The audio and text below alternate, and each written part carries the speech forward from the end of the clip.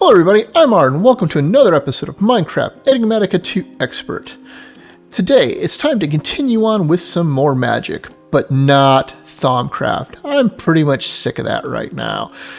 And it was ultimately to move us to our next goal, which was Astral Sorcery. So I've got my Resonating Wand out, but you notice it's not nighttime, because we're going to go discuss something I set up to start progressing through this. And one of the things we're going to need as we progress through this is more liquid Starlight created by the Lightwell. And it requires manually clicking sapphires into it to make it do its thing at night. So I figured we should automate that some. And that opened up a pretty big rabbit hole.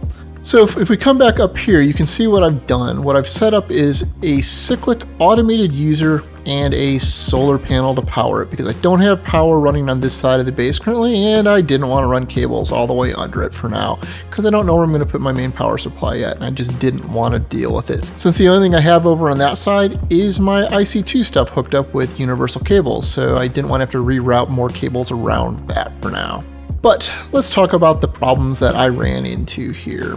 Because when I first went to go set this up, I figured, well, let's just use the standard mechanical user from Extra Utils 2 that has been around forever and everybody knows how it works. And you open that up and it's like, oh, you need 2 automated users to make those because they're basically interchangeable. Well, I guess the mechanical users isn't usually too hard to make. The automated one can't be much worse, right? Oh, this requires a turtle. And some refined obsidian. I can make refined obsidian, right? Oh wait, no I can't. It requires the osmium compressor. I haven't made that yet.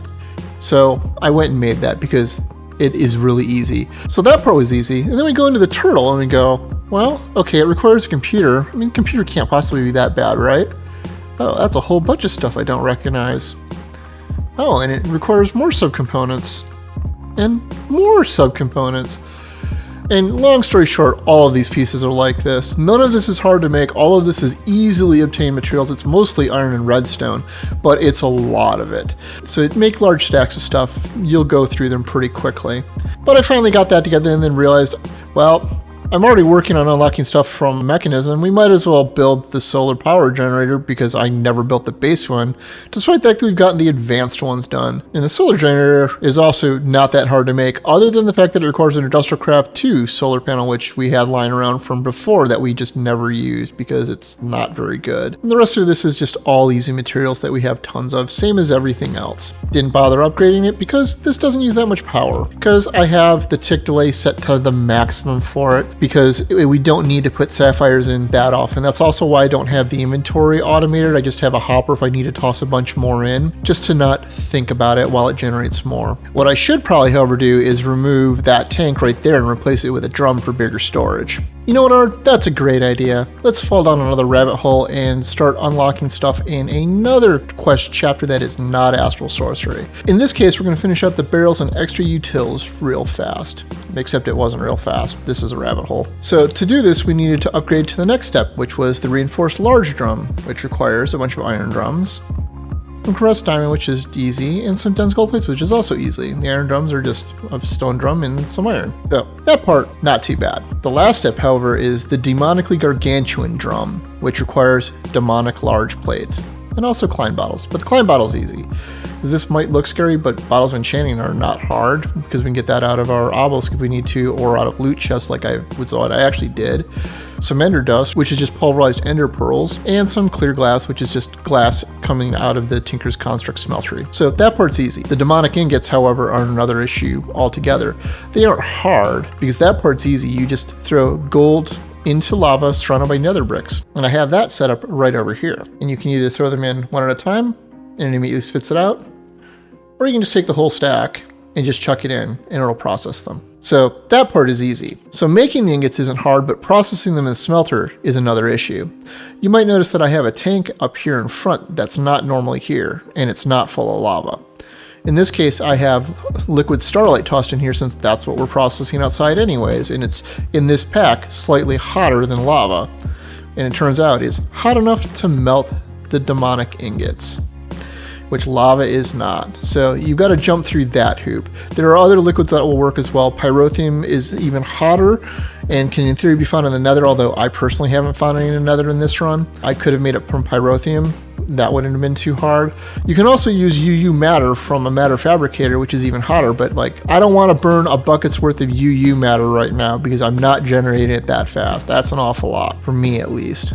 So liquid starlight is what I have the most of, and it was the most easy to just toss in a bucket and throw in there and use. So once you jump through that hoop, you end up with more liquid storage than is reasonable. I'll never fill this up. This is just for unlocking it in the quest book because I could. And now we have to pretend we're actually going to move on to Astral Sorcery from here. Alright, enough excuses. Now that it's nighttime, I think it's time to start into Astral Sorcery properly. And we're going to start by banging out the left side of this quest log for now. And we're going to start with a cave illuminator, which is just a pretty simple recipe inside the luminous crafting table. The only real surprise would be illumination powder, which we made way back when we first bootstrapped into magic. The main thing it requires is the yellow niter from Thaumcraft, and we already made this. And in case you've forgotten how these work, you just put all of your ingredients into the luminous crafting table. Hopefully it has enough power built up, and you right click it with the resonating wand and it starts creating the item. And there we go, the finished product. So the way the cave illuminator works is it will light up the squares under it. I believe it has a 64 block radius around it and below it, and it will add basically a transparent illumination powder. It supposedly requires line of sight to the sky to work. So let's drop it right here. And if we come into my cave here, after a little bit after I knock the torches out, you can see that it dropped a powder on the ground right here.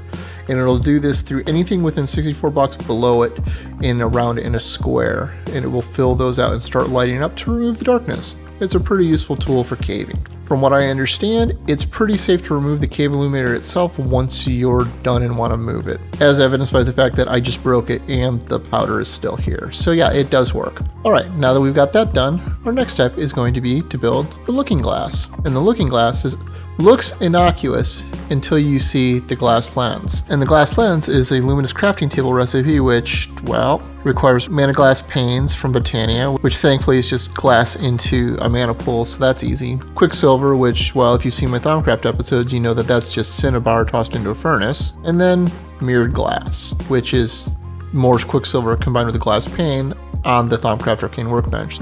So this was all pretty easy once I got everything together. So let's just make it. And another one done. And you can use it to look up for constellations.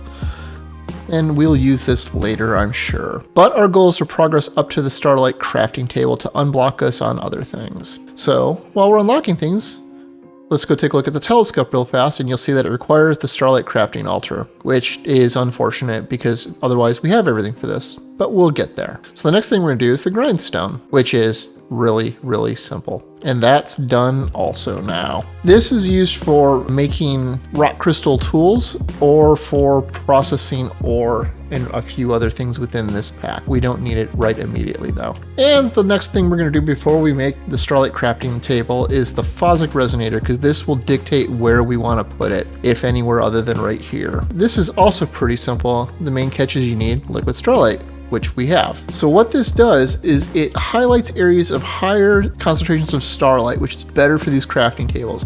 Let me go fly around real fast and see if I can find one to show you. Alright, so you see this patch that's glowing blue on the ground below me. This is one of those patches I was talking about. Unfortunately, you notice how far away from my base I am, and this is the only one that I could find. So I guess we're going to deal with what's in my base for now. This helps you find one that's close to the ground. The reality is you actually want to build up higher, like up in the sky, because the higher you are, the more you get anyways. So we're ultimately going to build a platform up in the air somewhere, just not right now. Well, since that's a bust, I guess we'll just go build the Starlight altar. So this is actually pretty simple to build. It's just marble chiseled in different patterns, another niter, more liquid starlight, and a rock crystal.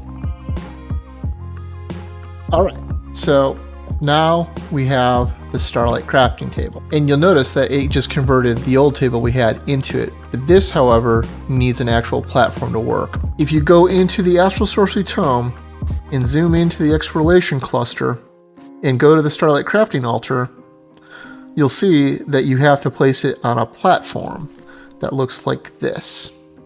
So let me get on that.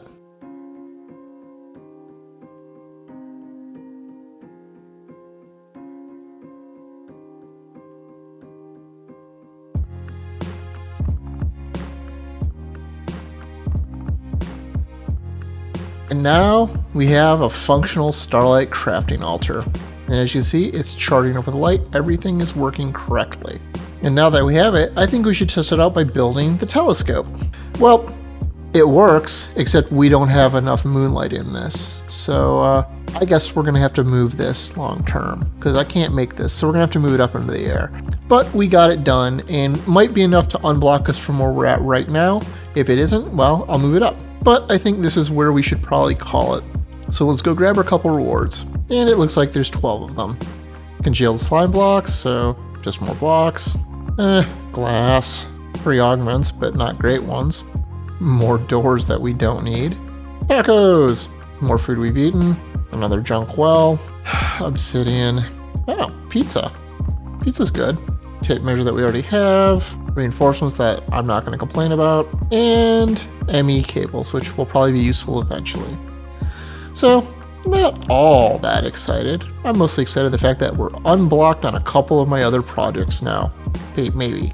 I might have to go do a bunch of work. I hope not, but maybe. I just looked up some stuff. I'm not unblocked. I needed the Celestial Altar, which is the next one up, and a lot more materials. So I guess we're going to be doing another one of these yet and plowing through the rest of Astral Sorcery. But I'm sure some of you knew that and were yelling at me. So, as always, I'm Ard. Thank you for watching, and have a good day.